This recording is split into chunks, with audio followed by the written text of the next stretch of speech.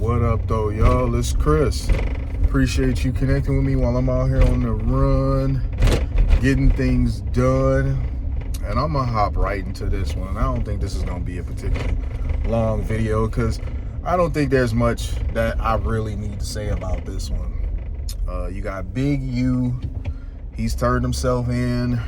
Before turning himself in, he made a video calling different people out. One of the people he called out was Whack 100 of No Jumper podcast fame. He's responded to it, saying this and that about him. He's doing this, he's doing that.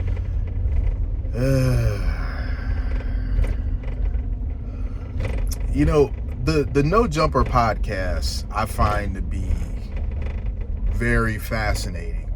And I don't watch it. I just see clips here and there.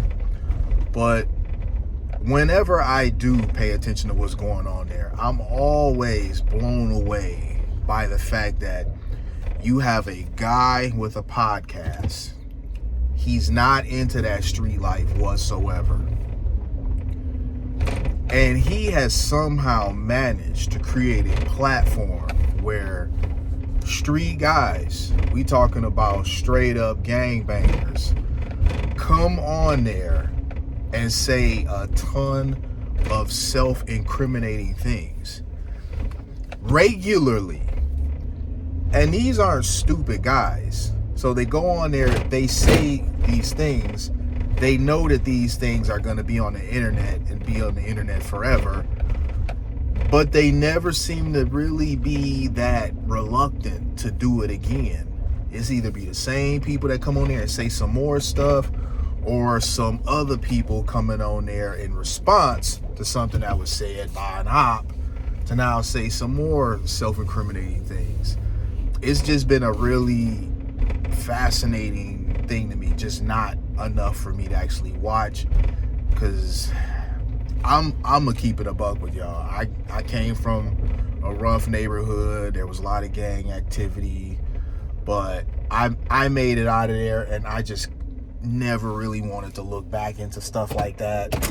And so I'm very careful about where I go, who I hang out with, different things that I just invest my time in. And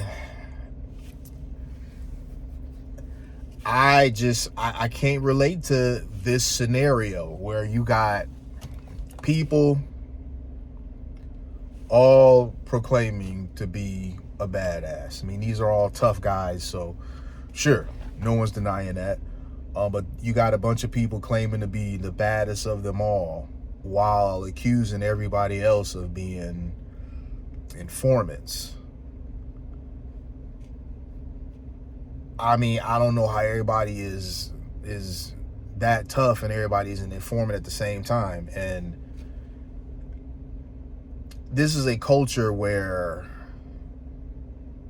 snitching is very much frowned upon. So why is it that you have a situation where like everybody is accusing everybody of being a snitch? It's just a very odd dynamic to me. So you got a guy going, he's blaming social media and whatnot for his problems. I don't know about that, because if some of this other stuff is to be believed, I'm just not even gonna speak too much on it, man. You guys, if you're interested, I recommend you just look into it yourself. This is just one of them street things that I got away from long time ago, and I'm not gonna lean into it in any way, shape, or form.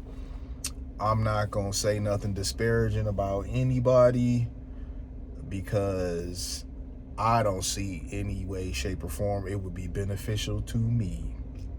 These are guys that I don't know personally. I have no dog in this fight. So yeah, I was asked what my thoughts were about this situation, and my thoughts about this situation are nothing. Like, you got a bunch of street dudes that's just hashing things out the only way they know how. But I do find it odd that everybody is accusing everybody of being an informant, at some point or time, or still is. That's just really strange to me.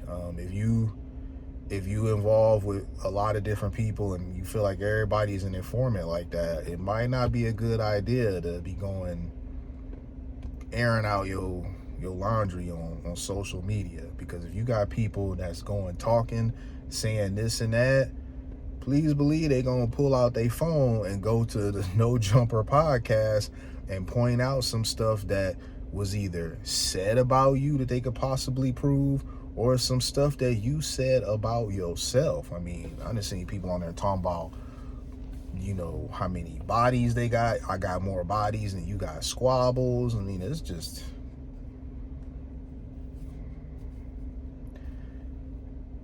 it's a different time. I guess the time that I grew up at, the reason why the dudes ain't do this sort of stuff is because maybe they didn't have access to it. I don't know. I don't believe that any of the dudes that I grew up with who were about this sort of life, even with social media, would have been putting it out there like that. But we're at a time where you got rappers, you got straight up shooters making music about their cases, telling on themselves in it. It's just a different time, man. It's not one that I can relate to. It's not one that I understand. So I'm gonna just leave it there. I don't really have too much to say about it because I'm out of that sort of life, out of that sort of environment.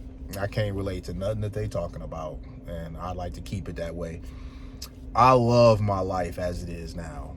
I'm glad that I got away from that sort of stuff, and listening to these guys go back and forth the way that they are, it just reinforces that. I'm just so glad to be away from those sorts of things.